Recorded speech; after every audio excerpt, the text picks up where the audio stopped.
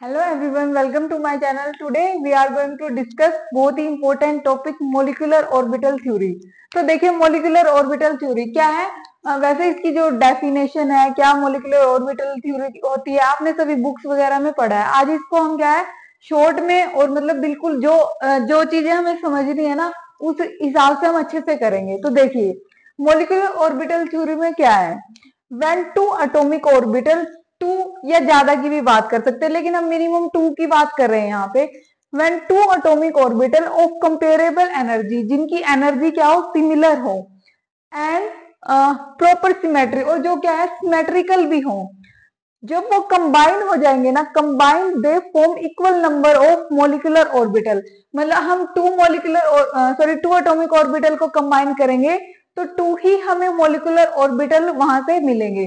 तो यहाँ पे देखिए जैसे हमने ले लिया यहाँ पे टू एटॉमिक ऑर्बिटल, तो टू एटॉमिक ऑर्बिटल कंबाइन होके क्या बनाएंगे मोलिकुलर ऑर्बिटल।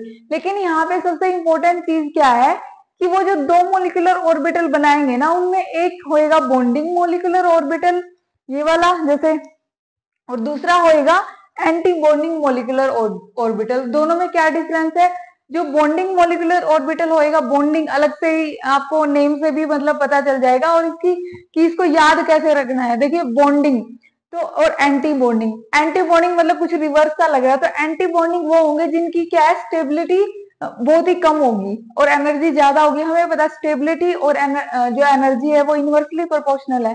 तो जो बॉन्डिंग है ना इनकी एनर्जी तो लेस होगी, lower energy, and anti bonding जो है उनका क्या होएगा एनर्जी हाई होएगी और स्टेबिलिटी कम होएगी, और बॉन्डिंग की स्टेबिलिटी ज्यादा होएगी। नाम से आपको पता लग रहा है कि बॉन्डिंग एंटी बॉन्डिंग मतलब कुछ अलग सा है, तो वो क्या होएगा उसकी स्टेबिलिटी कम होएगी। इस तरह से आप लर्न कर सकते हैं, ठीक है। तो ये तो हो गया बेसिक मोलिकुलर ऑर्बिटल थ्योरी का।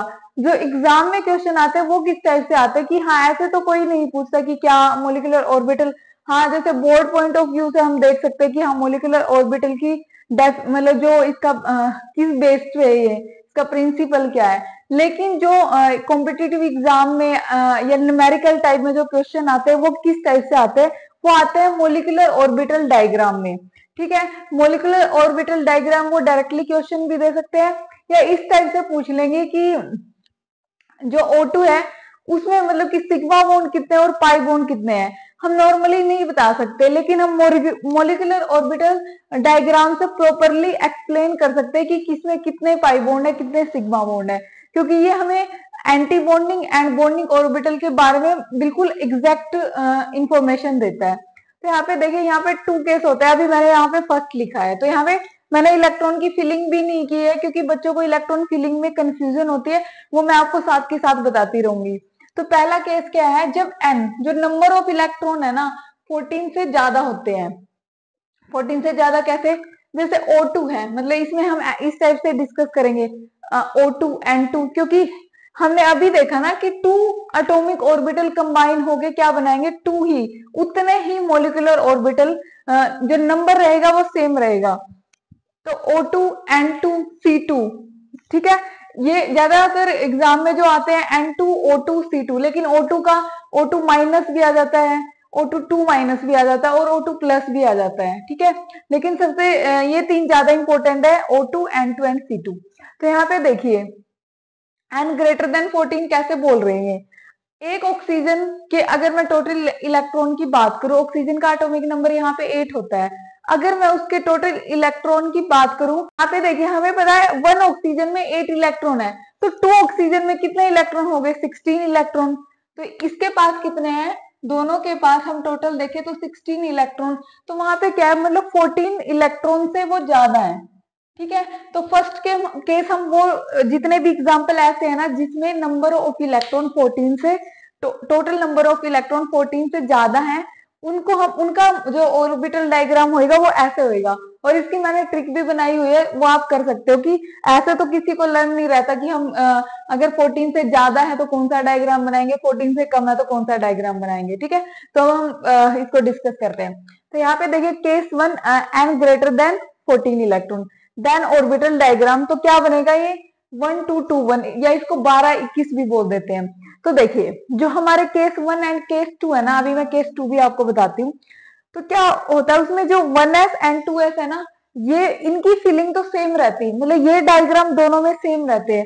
ऐसे ही अब ये है क्या, जैसे देखिए हम ऑक्सीजन का एक ऑक्सीजन का हम इलेक्ट्रॉनिक कॉन्फ़िगरेशन लिखिए, जैसे ऑक्सीजन का होता है 8, ठीक है, तो क्या हो जाएगा उसका 1s2 2s2 एंड 2p, अब देखो 4 एंड 2p4, ठीक है।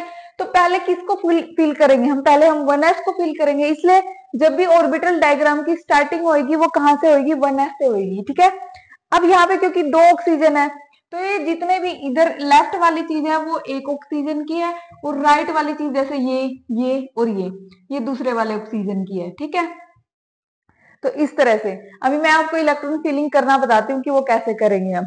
तो इधर एक ऑक्सीजन इधर एक, तो एक ऑक्सीजन का इलेक्ट्रॉनिक कॉन्फ़िगरेशन क्या है, 1s2 2s2 2p4।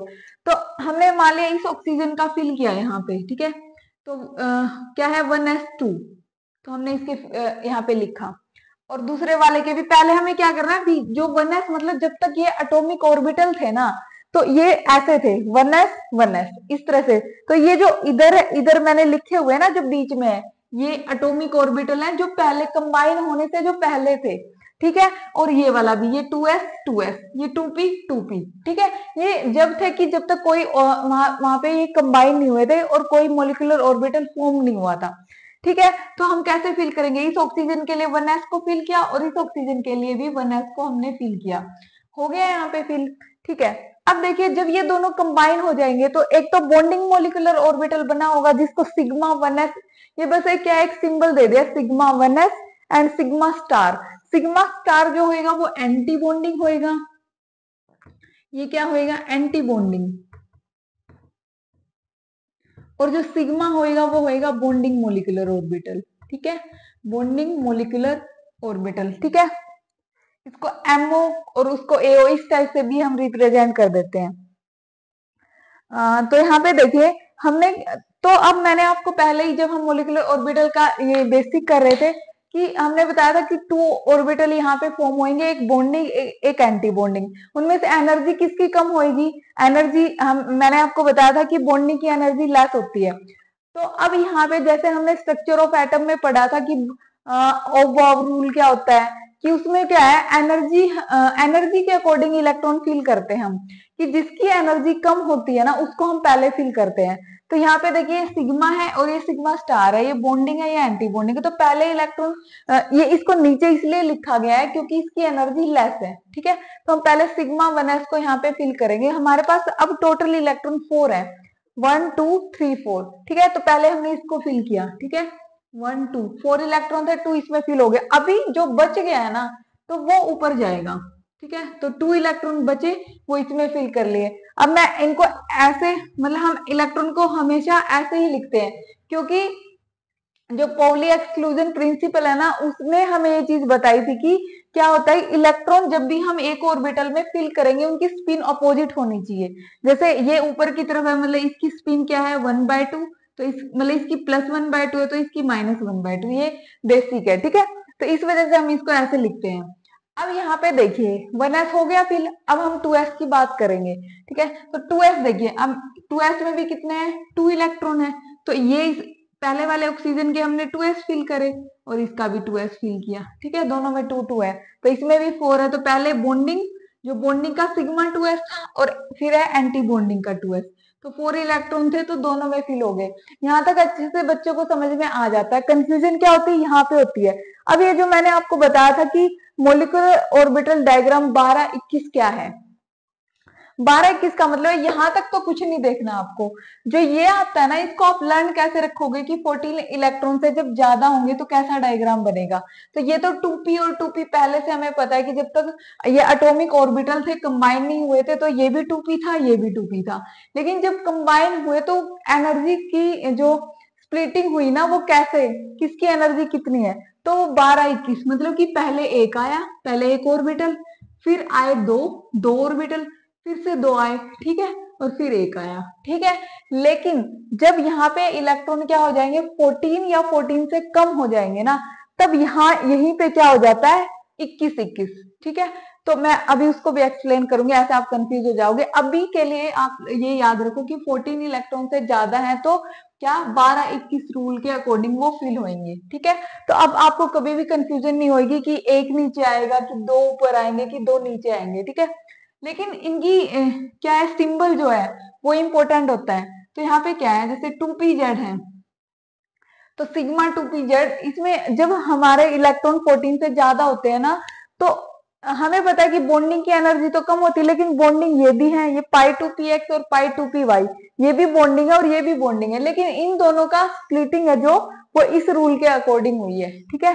तो यहाँ पे क्या है, अगर इलेक्ट्रॉन 14 से ज्यादा तो सिग्मा 2pz के एनर्जी कम होगी। तो अब देखिए पहले हम इसको फिल कर लेते हैं। 2p में, एक ऑक्सीजन के 2p में कितने इलेक्ट्रॉन है, 4। तो 1 2 3 एंड 4, ठीक है, इस टाइप से, क्योंकि पहले हम एक एक को फिल करते हैं, अगर एक्स्ट्रा बचे तो हम पेयरिंग करते हैं। अब दूसरा 1 2, ये दूसरे वाला ऑक्सीजन है, 3 एंड 4। तो टोटल हमारे पास कितने हैं, 4 और 4 8 इलेक्ट्रॉन है, ठीक है। तो पहले हमने इसको फिल किया 1, ठीक है। अब देखिए इसमें क्या करेंगे, 1 2 3 4 5 6। अभी हम क्या जाएंगे, एंटी बॉन्डिंग पे नहीं जाएंगे, ठीक है। या ऐसे 1 2 3 4 5 6, ठीक है। तो 6 इलेक्ट्रॉन फिल हो गए। अब अगर बचेगा ना, तो क्या कितने इलेक्ट्रॉन बचे, अभी भी हमारे पास क्या है, 2 इलेक्ट्रॉन है। तो वो कैसे जाएंगे, 1 एंड 2।